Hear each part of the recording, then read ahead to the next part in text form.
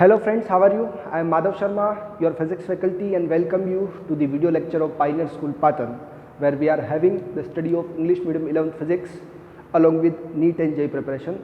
So we are having the chapter number 4 over here, and the topic is going vector, vector का resolution, vector के product जिसमें scalar product और cross product, और last topic आपको Lami's theorem करवाया था और यहीं तक हम लोग टेस्ट में दे रहे हैं. ओके, सो यहाँ पर हम लेक्चर 15 ले रहे हैं और इसमें कुछ क्वेश्चन सोल्व करेंगे और जो आपके टेस्ट के लिए इंपॉर्टेंट रहेंगे और ऐसे ही पैटर्न पर क्वेश्चंस आपको रहेंगे.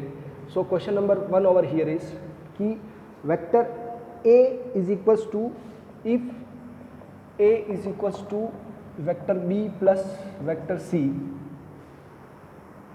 and magnitudes of A, B and C are 5, 4, 3. Okay, 5, 4, 3. Okay, respectively.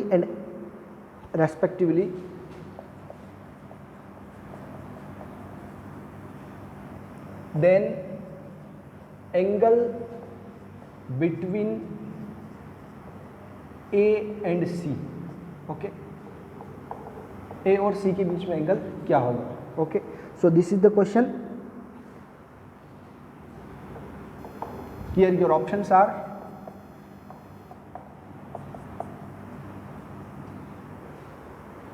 cos inverse 3/5,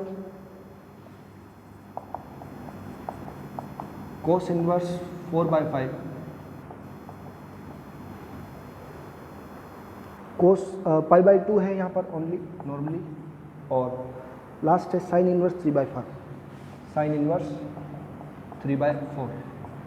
so this is the question over here. और वेक्टर का जो एडिशन का लॉज है उस पर ये क्वेश्चन है. ओके, नाउ हम क्या जानते हैं कि ट्राइंगल लॉ क्या कहता है कि दो वेक्टर का रिजल्टेंट तीसरी साइड को अपोजिट लेने पर शो होता है. Okay, so the resultant of two vectors is represented by the third side. Okay, so इसका हम डायग्राम बनाते हैं पहले कि वेक्टर बी प्लस सी किसके इक्वल है? वेक्टर ए के इक्वल है. ओके, सो लाइक ये वेक्टर आपका बी है. ओके, एंड ये वेक्टर क्या है? आपका सी है. देन ये क्या है? आपका वेक्टर ए होगा. ओके, और क्योंकि आप लोग अगर देखें तो यहाँ पर पाइथागोरियन ट्रिपलेट्स लग रहे हैं आपको. सो अगर देखा जाए तो यहाँ पर जो एंगल बनेगा इसका वो क्या बनेगा? 90 डिग्री बनेगा. ये आपका बी है, ये आपका सी है, और ये क्या है? वेक्टर ए है. Okay, so now what we will have to calculate. मैं यहाँ पर मार्क कर देता हूँ कि बी कितना है. बी बीच वाला है, तो 4, ये क्या है? 3, और ये क्या है? आपका 5. मैग्नीट्यूड गिवन है. Now we will have to find this alpha. Okay, sorry, B और ए के बीच का एंगल हो तब अल्फा होगा. हमें सी और इसके बीच का एंगल चाहिए, तो ये अल्फा हो गया. तो ये आपका क्या हो गया? बेस. ये क्या हो गया? आपका perpendicular in that case. Okay, और ये आपका क्या होगा? हाइपोटेनस. ओके, तो यहाँ पर आप लोग सीधा ट्रिग्नोमेट्री जानते हैं कि हम लोग वेरीफाई करते हैं कि ये अगर बेस है तो कौन सा वाला करेक्ट हुआ अल्फा के लिए, कि कोस अल्फा क्या होगा? कोस अल्फा होगा आपका 3/5. ओके, सो कोस इनवर्स 3/5. समझ में आ गया? So it is the correct one. Now cos inverse 4/5 नहीं हो सकता क्योंकि ये एंगल चाहिए हमको. ओके, ये रॉन्ग है. pi/2 नहीं है क्योंकि pi/2 किसके बीच में? बी और सी के बीच में एंगल. किसके बीच में है? बी एंड सी के बीच में. Then sine inverse 3/4 again wrong है क्योंकि ये परपेंडिकुलर बाय बेस है. So the option over here is A is the correct answer. Now same अगर आपको पूछे कि angle between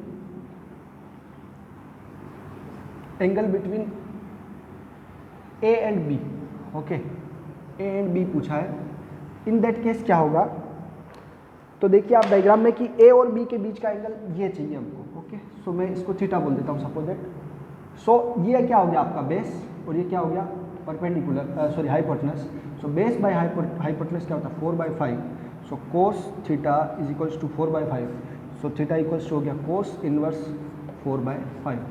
so in this case when you are asked angle between A and B, तो आपका angle आएगा 4/5, but इस particular question का answer क्या है 3/5, क्योंकि हमें एंगल ए और सी के बीच में निकालना है.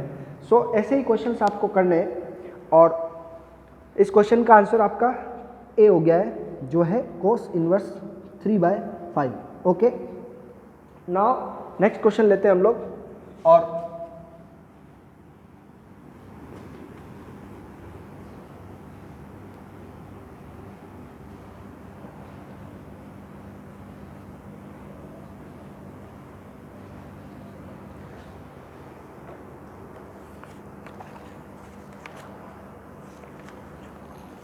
yes, so next question for you is angle based same question. Okay, so two forces P and Q have the resultant perpendicular to P, the angle between the forces is. Okay, so दो vector है P और एक vector क्या है आपका Q. Okay, ये vector है आपका P और ये क्या है Q. ओके, ऐसा क्यों किया मैंने, क्योंकि बता रखा है कि resultant perpendicular to P. Okay, resultant इससे परपेंडिकुलर है P से. सो ये दो वेक्टर कंटिन्यूस हो गए और ये क्या हो गया रिजल्टेंट. में इसको R लिख लेता हूँ, PQR. Okay, such that P plus Q equals to क्या है R है. ये 90 डिग्री अपने किसकी वैल्यू हो गई बीटा. बीटा जिसको हम लोग क्या कहते हैं रिजल्टेंट का एंगल कहते हैं with the first vector.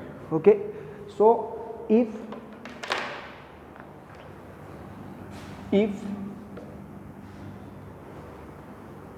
two forces P and Q have the resultant, two forces P and Q have resultant perpendicular to P. Okay, then what is the angle between the forces?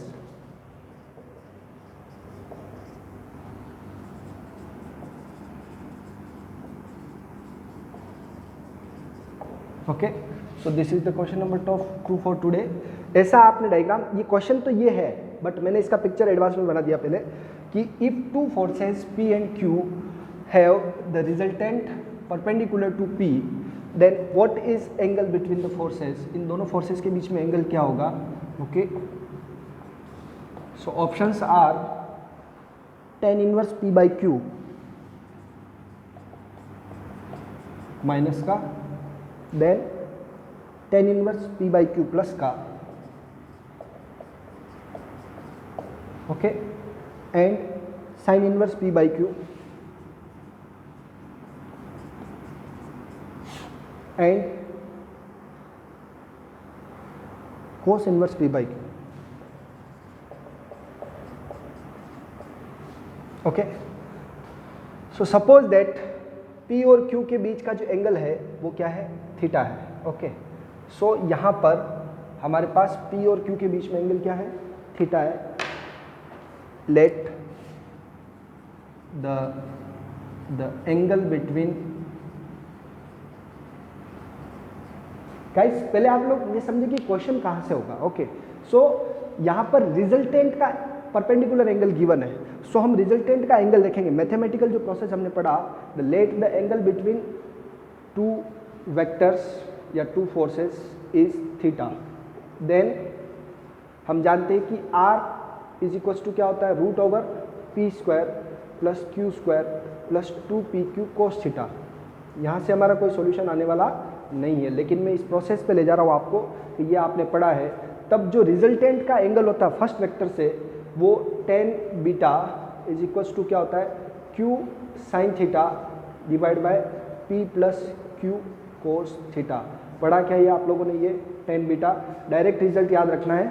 Okay, सो हमें क्या चाहिए theta चाहिए. Okay, क्या चाहिए theta, और beta की value क्या दे रखी है 90 दे रखी है. ओके, ये क्वेश्चन में फिगर गिवन नहीं है. ओके, ऐसा ही क्वेश्चन लिखा हुआ है, हमने फिगर ड्रॉ किया है. नाउ देखिए आप लोग कि tan बीटा, सो tan क्या हो गया 90. क्यू साइन थीटा हमको निकालना है, then P plus Q cos theta हमको निकालना है। नाउ 1090 क्या होता है, इन्फिनिट, इन्फिनिट क्या होता है 1/0, okay, Q sine theta divide by P plus Q cos theta. देखिए जब तक आप इसको एफर्ट नहीं लगाएंगे क्वेश्चन होगा नहीं, और ऐसे सोच के कुछ कर नहीं सकते कि 90 क्या हो गया, इन्फिनिट हो गया, अब क्या करें, क्रॉस मल्टीप्लाई, ऐसा क्वेश्चन ऑलरेडी एक बार करवाया हुआ है। P plus Q cos theta is equal to Q sine theta multiply by 0 करेंगे तो आंसर क्या हो गया 0, ओके। नाउ कोस थीटा चाहिए हमको, पी को उधर भेजा, माइनस का पी हो गया क्यू कोस थीटा, ओके, और कोस थीटा इक्वल टू क्या हो गया माइनस पी बाय क्यू, यहाँ से थीटा चाहिए हमको angle cos inverse P by Q, okay, समझ रहे आप लोग। सो पी और क्यू के बीच का एंगल क्या हो गया cos inverse minus P by Q, ये माइनस है यहाँ पर। सो ऑप्शंस मैच करेंगे आप लोग तो आपका आंसर कोस इनवर्स माइनस है यहाँ पर, ओके। ऑप्शंस में देखेंगे आप लोग, यहाँ पर क्या है माइनस है, cos inverse minus P by Q, okay. So option D is the correct answer, cos inverse minus P by Q, okay. Now ये आपका एक तरह से थ्योरेटिकल क्वेश्चन भी बन सकता है, कभी वैल्यूज गिवन हो तो हम लोग वो फॉर्मूला लगा कि पी बाई क्यू करके उसका माइनस करना है, तब उसका एंगल आ जाएगा, ओके। जब रिजल्टेंट एक दूसरे से क्या हो, मतलब कि रिजल्टेंट फर्स्ट वेक्टर से परपेंडिकुलर हो, तो जो दोनों वेक्टर के बीच का एंगल होता है cos inverse minus P by Q होता है, okay. So option D over here is the correct answer. Next question लेते हैं आपके लिए। So such type of question very important for you, okay.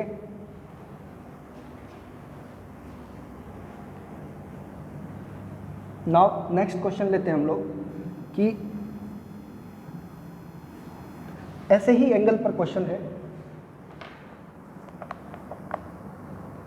दो फोर्स है हमारे पास, the angle subtended by the vector with X axis, ऐसा question है नॉर्मली। क्वेश्चन देखिए, the angle subtended by vector A is equals to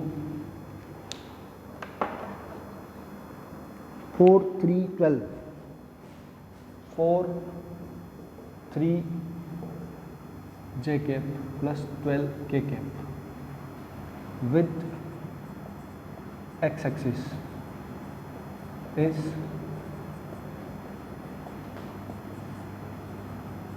okay, क्या है sine inverse 3/13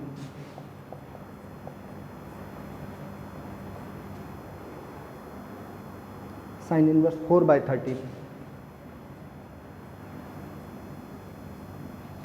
then cos inverse 4/13 and cos inverse 3/13, okay. So question very simple question over here, theory बता रखी है आपको कि जब भी हम लोग किसी एक ही वेक्टर का एंगल निकालते हैं तो हमारा उस पर्टिकुलर एक्सिस के साथ कोस अल्फा एक्स एक्सिस के साथ, कोस बीटा वाई एक्सिस के साथ, कोस गामा जेड एक्सिस के साथ जो एंगल होता है वो X component divide by magnitude of A, Y component divide by magnitude of A and Z component divide by magnitude of A, okay. ये formula है। नाउ हमें क्या चाहिए, एंगल विद एक्स एक्सिस, तो ऊपर कंपोनेंट किसका आएगा और कोस चल रहा है यहाँ पर, ध्यान रखें। तो ये साइन वाला ऑप्शन गलत है, साइन वाला गलत है, ओके। कोस वाला ऑप्शन 2 है हमारे पास, ओके। सो कोस अल्फा ए एक्स, यानी कि एक्स कंपोनेंट क्या है 4, तो 3 वाला हमको लेना नहीं है, 4 वाला कर देना है। So a very easy shortcut for you, और ये शॉर्ट ट्रिक ये है कि मैग्नीट्यूड आपको निकालना ही नहीं पड़ा, ओके, क्योंकि यहाँ पर ऑप्शंस में एक्स कितना 4, सो 4 जिसमें है वो 2 ऑप्शन है हमारे पास, और साइन वाला एंगल हम लेते नहीं है, किसी एक्सिस के साथ कोस में लेते हैं, सो ऑप्शन डायरेक्ट आपका डी करेक्ट हो जाता है, ओके। और अगर मैग्नीट्यूड निकालेंगे आप तो मैग्नीट्यूड ऑफ ए क्या होगा, root over 4 square plus 3 square, 4 square plus 3 square plus 12 square, okay. इससे आपका आंसर आएगा 16 प्लस 9 प्लस 144, सो ओवरऑल ये 169 आएगा, और 169 का स्क्वायर रूट 13 होता है। So obviously this is the correct answer 4/13। A x कितना है आपका 4, अगर यही एंगल वाई एक्सिस के साथ पूछा होता, किसके साथ पूछा होता, वाई एक्सिस के साथ, तो वाई कंपोनेंट आता है A Y divide by magnitude, so the answer will be 3/13. So this is the way how we solve the questions. Okay, now एक क्वेश्चन में इसी का ऐसे बना रहा हूँ कि ये जो है इसमें ये वेक्टर था ए, अभी इसका एक्स एक्सिस के साथ एंगल कितना था अल्फा, इसके साथ एंगल कितना था बीटा, और इसके साथ एंगल कितना था गामा. सो ये अगर एक्स वाई और जेड कंपोनेंट है तो इसका ये जो कोस थीटा आया था, कोस कंपोनेंट इधर आया था ये वाला. ओके, एक्स एक्सिस के साथ जो एंगल बन रहा है कोस थीटा, वैसे ही साइन अल्फा का फॉर्मूला क्या होगा, तो वो साइन अल्फा हमारा इस प्लेन में बनेगा, एक्स वाई से बन रहा ना ये, तो जेड में बनेगा यहाँ. ओके, ये एक्स वाई में, तो यहाँ एक्स जेड में बनेगा. ये आपका इस पर आपका ए साइन अल्फा कंपोनेंट आएगा. ओके, तो ध्यान रखें आप लोग कि साइन अल्फा के लिए ए एक्स डिवाइड बाई ए चलता है, ऐसा करके हम लोग लिख सकते हैं. ओके, और साइन अल्फा कंपोनेंट प्लेन में आता है. ओके, जबकि 2D में क्या होता है, साइन कंपोनेंट दूसरी एक्सिस पे आता है. Got it. सो ये याद रखिए आप लोग, ये तीनों फॉर्मूले याद रखें, इससे हमारा काम हो जाएगा. साइन हम लोग इसी से निकाल सकते हैं. ओके, साइन का फॉर्मूला हम लोग यहीं से, हमारे पास अगर कॉस अवेलेबल है तो हम साइन भी निकाल सकते हैं, कोई प्रॉब्लम नहीं है. ओके, नेक्स्ट क्वेश्चन लेते हैं हम लोग.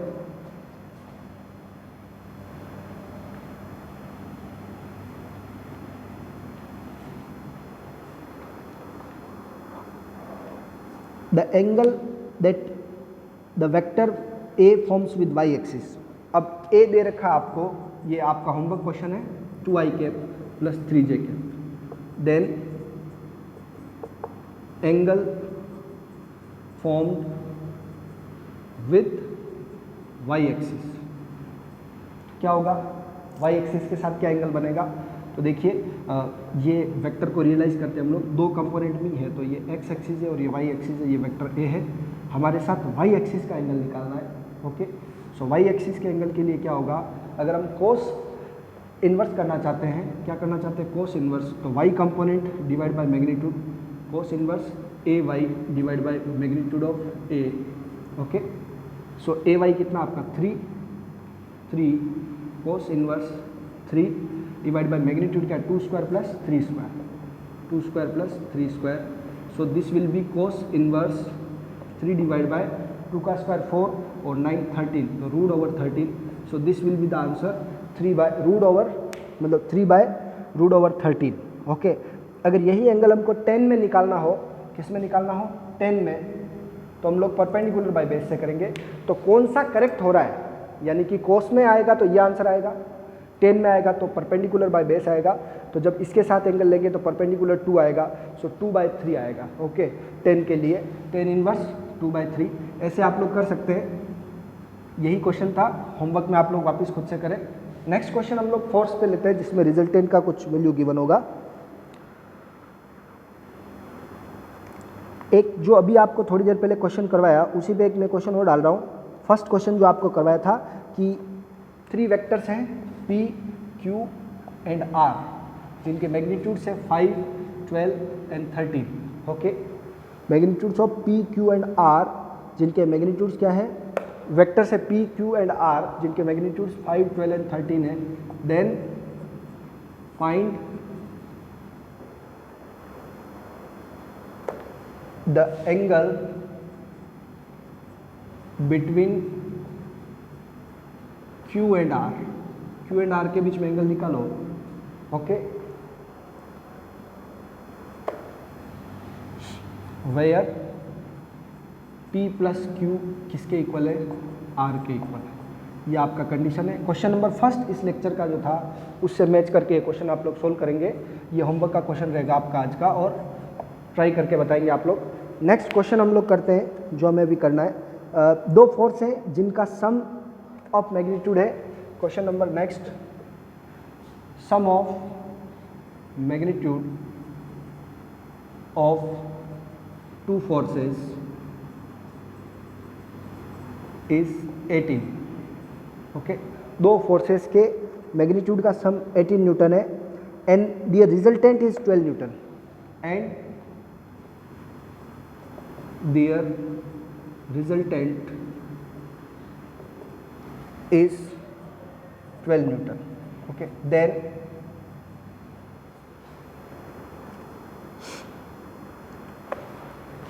Newton which is perpendicular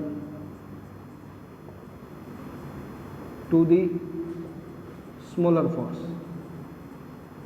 जो इनमें से स्मॉलर फोर्स है उससे ये 12 न्यूटन परपेंडिकुलर है. Then the magnitude of the forces is, इस बार एंगल नहीं पूछा, then magnitude of forces is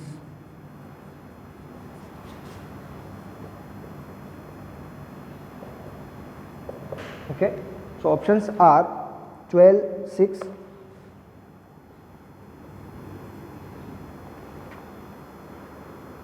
13 Newton, 5 Newton, 10 Newton, 8 Newton,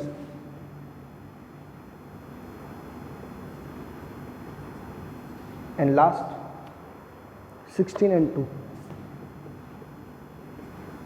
Okay.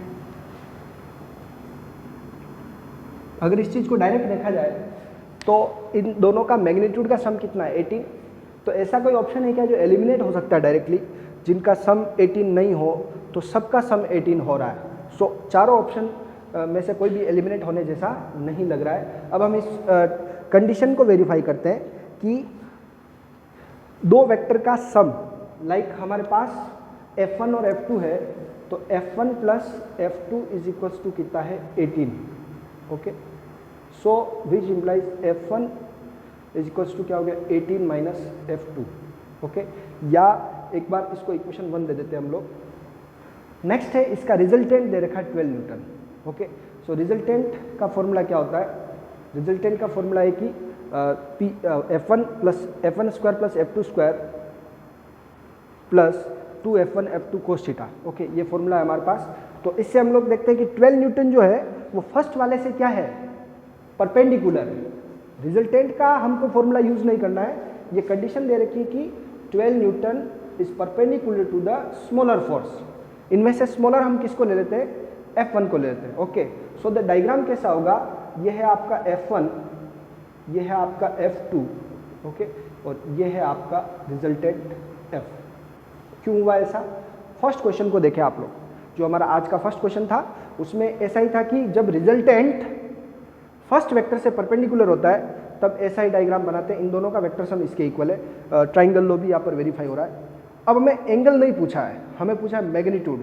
तो हम लोग क्या कोशिश करते हैं कि इस वाले का जब एंगल क्या है थीटा है इन दोनों के बीच का, तो ये फॉर्मूला क्या बनता है देखें कि इनके बीच का सपोजिट एंगल कितना है थीटा. ओके, सो हम लोग ये देखते हैं कि इस पर्टिकुलर कंडीशन में ये क्या है आपका परपेंडिकुलर, ये क्या है बेस, और ये क्या है हाइपोटेनस. तो हम लिखते हैं कि F square is equals to F square plus F1 square is equals to F2 का स्क्वायर. ये हमारा एक तरह से पाइथागोरस थ्योरम बन गया. Okay, F square plus F1 square plus F2 square is equal to, ये इस ट्राइंगल को देखते हुए बना सकते हैं आप लोग, क्योंकि दो वेक्टर का रिजल्टेंट ऐसा है जो फर्स्ट वेक्टर से परपेंडिकुलर है. उस कंडीशन को देखा हम लोगों ने. अब यहाँ पर F1 की वैल्यू क्या है 18 माइनस F2. क्या है 18 माइनस F2. तो देखिए, और F कितना है, रिजल्टेंट कितना है, रिजल्टेंट हमारा 18 है. ओके, समझ में आ गई बात. तो इसको मैं 18 स्क्वायर पुट कर रहा हूँ. ओके, प्लस सॉरी रिजल्टेंट कितना है 12, बाय मिस्टेक ये नोट हो गया. रिजल्टेंट कितना है 12 स्क्वायर प्लस F1 कितना है 18 माइनस F2 का स्क्वायर, और ये F2 का स्क्वायर. दिख रहा है आप लोगों को? वापस एक बार मैं फिर से लेता हूँ कि दो वेक्टर के मैग्नीट्यूड का सम 18 है. तो F1 प्लस F2 कितना हो गया 18. तो यहाँ से F1 equal to 18 minus F2. Smaller हमने क्या माना, सपोज दैट F1 है, तो इसका स्क्वायर प्लस इसका square is equal to F2, क्योंकि रिजल्टेंट फर्स्ट वेक्टर से परपेंडिकुलर है. सो रिजल्टेंट कितना दे रखा 12 न्यूटन. ओके, इस कंडीशन को वेरीफाई करते हैं. 144 प्लस a माइनस बी का होल स्क्वायर लगाएंगे तो 18 का स्क्वायर प्लस F2 का स्क्वायर माइनस 2F1 F2, मतलब यानी कि वो जो भी AB है F2 का स्क्वायर। यहाँ से F2 का स्क्वायर से F2 स्क्वायर क्या हो गया, कैंसल। नाउ ये वाली वैल्यू इधर आके क्या हो जाएगी, पॉजिटिव। ओके, और यहाँ से हम लोग F2 निकाल लेंगे। 144 का देखिए आप लोग, 144 प्लस 18 का स्क्वायर 324। ओके, और वो उधर चला गया 2 इंटू 18 इंटू F2। ओके, सो क्या हो गया, ये दोनों का सम करेंगे तो 4 4 8 2 4 6। ओके, एंड 3 और 1 468 divide by 2 into 18 is equals to F2। Okay, so यहाँ से हम लोग 468 में डिवाइड कर देते हैं 36 का। ओके, सो हमारे पास कितना आता है आंसर, 13। कितना आंसर आ रहा है, 13। So which implies F2 is equal to कितना आ गया, 13। और यही हम लोग अगर फर्स्ट इक्वेशन में पुट करें यहाँ पर तो 18 माइनस 13 कितना आएगा, 5। तो F2 दूसरा फोर्स कितना आ गया, F1 is equal to 18 minus 13, so it will be 5 newton. So option are 13 and 5। So option B is the correct over here. समझ में आया आप लोगों को आंसर पूरा, कि F1 और F2 की वैल्यूज़ क्या होगी हमारे पास, F1 और F2 की वैल्यूज़ होगी 13 and 5। Got it. So here is the correct answer for you, 13 and 5 Newton. Okay, इस क्वेश्चन का आप लोग स्क्रीनशॉट ले लेंगे और मैं नेक्स्ट क्वेश्चन बोर्ड पर नोट करवाता हूँ। Okay,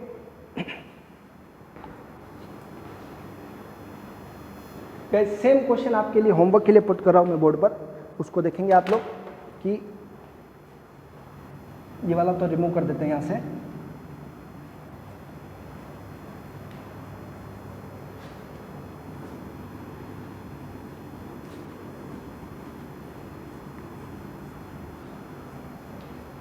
okay, so same question homework के लिए पुट करें आपके लिए कि sum of the magnitude of two forces is 16 Newton.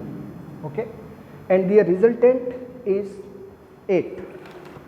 उनका रिजल्टेंट कितना है, 8 न्यूटन है, which is perpendicular to the smaller vector then the magnitude of the forces. This is the again the homework question for you. घर से करेंगे आप लोग, अभी जो किया वही करना है कि दोनों का F1 प्लस F2 16 दे रखा है, और फिर हम लोग वेक्टर डायग्राम बनाएंगे कि F1 और F2 ये जो 8 न्यूटन है वो उससे क्या है, परपेंडिकुलर है, और पाइथागोरस लगा के उसको सोल्व करेंगे। सो आंसर आ जाएगा। ओके, सोल्व करें आप इसको प्रॉपर्ली। नेक्स्ट क्वेश्चन करते हैं हम लोग कि दो वेक्टर दे रखे हमको और उसके लिए क्या करेक्ट है। Okay, 2 3 1 6 9 3। If two vectors are 2i cap plus 3j cap plus k cap and b equals to 6i cap plus 9j cap plus 3k cap, okay, then which is the correct statement. मैंने आपको जब ऐसा आपको verify करना होगा तब आपको एक ही बात कही, ये आपने नोट कर लिया होगा। Okay,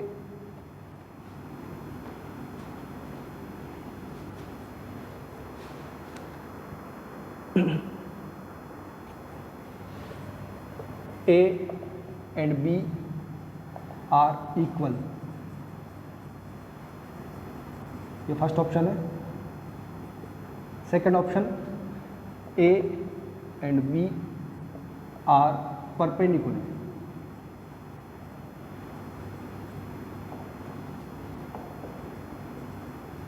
third, A and B are parallel vectors. Okay, D none of this. समझ रहे आप लोग? अब क्वेश्चन समझ गए? क्वेश्चन क्या है, ए और बी दे रखा है, तो हम लोग कंडीशंस को वेरीफाई करते चलते हैं, एलिमिनेट कर देते हैं कि क्या ए और बी इक्वल वेक्टर है? तो इक्वल वेक्टर के लिए क्या होता है, उनका मैग्नीट्यूड भी इक्वल होना चाहिए और डायरेक्शन भी इक्वल होना चाहिए। तो मैग्नीट्यूड निकालेंगे आप लोग तो डिफरेंट आएगा। सो आप देख ले, डिजिट को देख के ही बता सकते हैं कि डिफरेंट आएगा, तो ये ऑप्शन आपका नहीं हो सकता correct. Okay, A and B are perpendicular, तो इसके लिए आप लोग क्या कर सकते हैं कि ए और बी का डॉट प्रोडक्ट करें, और क्योंकि ये सभी पॉजिटिव है तो बिना किए ही आप कह सकते हैं कि सबको ऐड करेंगे तो आंसर 0 नहीं आएगा। कुछ पॉजिटिव कुछ नेगेटिव होता है तो वो भी चांस बनता है, तो परपेंडिकुलर भी ये नहीं है। ए और बी का डॉट प्रोडक्ट 0 होता है तो वो परपेंडिकुलर होते हैं। और पैरेलल के लिए मैंने आपको कंडीशन बोली है कि अगर इनका रेशियो आई से रेशियो 2/6, 3/9 और 1/3 का रेशियो क्या आ रहा है, इक्वल आ रहा है, 1/3, 1/3, 1/3, तो ये पैरेलल है। क्या है, क्योंकि रेशियो इक्वल आ रहा तो ये पैरेलल है। Option C is the correct answer. Okay, now अगर यही रेशियो नेगेटिव आता तो ये एंटी पैरेलल होते। सो ऐसे कंडीशंस को चेक करके सोल्व करना आप सीख जाए, अच्छा रहेगा आपके लिए। वेक्टर देखते ही उस पर अगर रेशियो आपको इक्वल लग रहा है तो उसको पैरेलल समझ सकते हैं आप, और इन दोनों का क्रॉस प्रोडक्ट भी क्या होगा, 0 होगा, क्योंकि दो पैरेलल वेक्टर का क्रॉस प्रोडक्ट 0 होता है। ओके, सो नेक्स्ट क्वेश्चन एक और लेते हैं हम कि व्हेन when n cap या unit vector, when unit vector n cap is equals to ai cap plus bj cap is perpendicular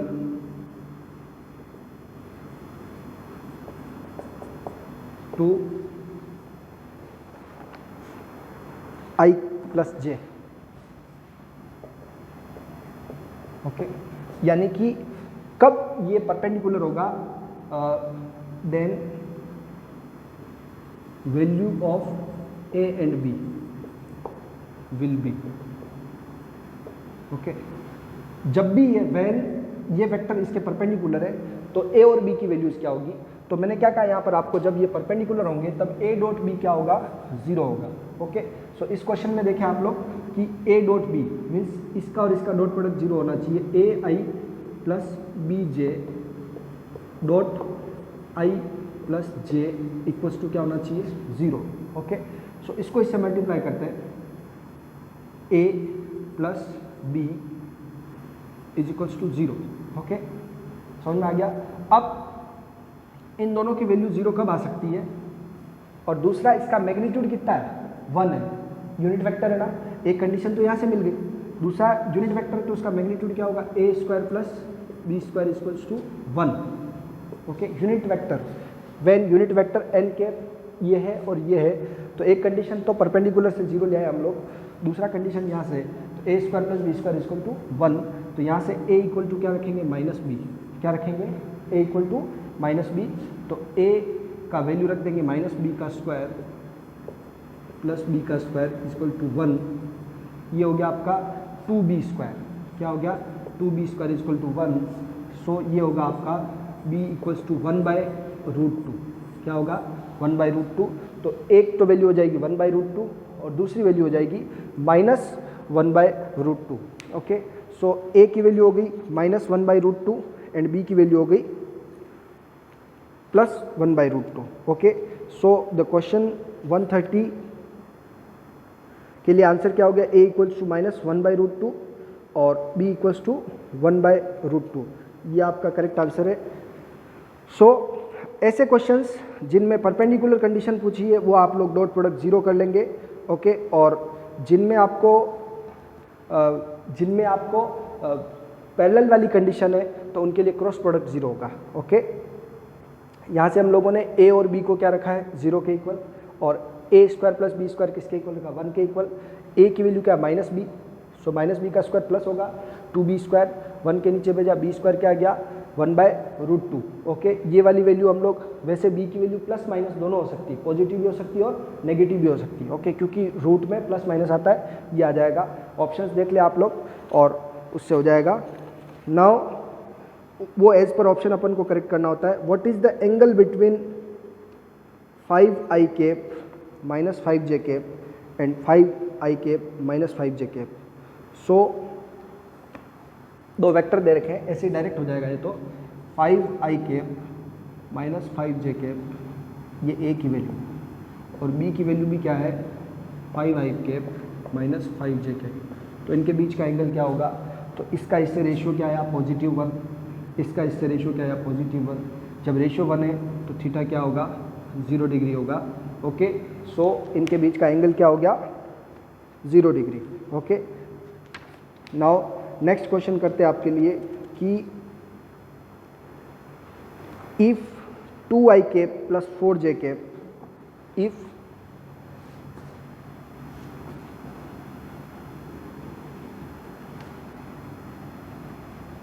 last question लेते हैं ये कि if 2i cap plus 4j cap and is parallel to if 2i cap plus 4j cap is parallel to 5i cap minus pj cap, then value of p will be, सो ऐसे question में अगर ये parallel है तो 2/5 किसके equal होगा 4/-p के equal होगा। ओके, सो यहाँ पर p को इधर ले लिया हम लोगों ने, माइनस को p को इधर ले लिया, 4/2 multiply by 5। Okay, so p equals two cancel over 2 -10, so p का वैल्यू कितना आ गया -10। So this is the way how we solve the questions. Okay, but जब हम लोग इसको देख रहे हैं 2/5 क्या है 2/5 और 4/p। ओके, सो इनका रेशियो क्या आना चाहिए, कांस्टेंट आना चाहिए, इक्वल आना चाहिए। सो हमारे पास p का वैल्यू क्या है -10। और अब अगर आपसे इस क्वेश्चन में और पूछ रखा है कि मैग्नीट्यूड ऑफ b क्या होगा, ओके, देन ये आपका क्या है a वेक्टर है। ओके, और ये क्या है वेक्टर b है। देन मैग्नीट्यूड ऑफ b क्या होगा, क्वेश्चन में ऐसा पूछ रखा है मैग्नीट्यूड ऑफ b। तो देखिए मैग्नीट्यूड ऑफ b के लिए क्या होता है, अगर ये यहाँ पे मैंने 10 रखा माइनस का, माइनस माइनस प्लस, सो 5 का स्क्वायर प्लस 10 का स्क्वायर, वेक्टर b क्या हो गया 5i cap plus 10j cap. Okay, so 5 square plus 10 square, 5 square 25, 10 square 100, 125, so it will B 5√5। क्या होगा आंसर 5√5। द क्वेश्चन में देखिए अभी p की वैल्यू पूछी तो यहाँ तक कर लिया हम लोगों ने। Then what will be the magnitude of the second vector, तो p की वैल्यू पुट करके मैग्नीट्यूड निकाल दिया। 2 क्वेश्चन पूछ रखे इसमें। ओके, सो आई होप ये क्वेश्चन सभी आपको समझ में आ रहे होंगे। नेक्स्ट लेक्चर में आपसे फिर से मिलेंगे।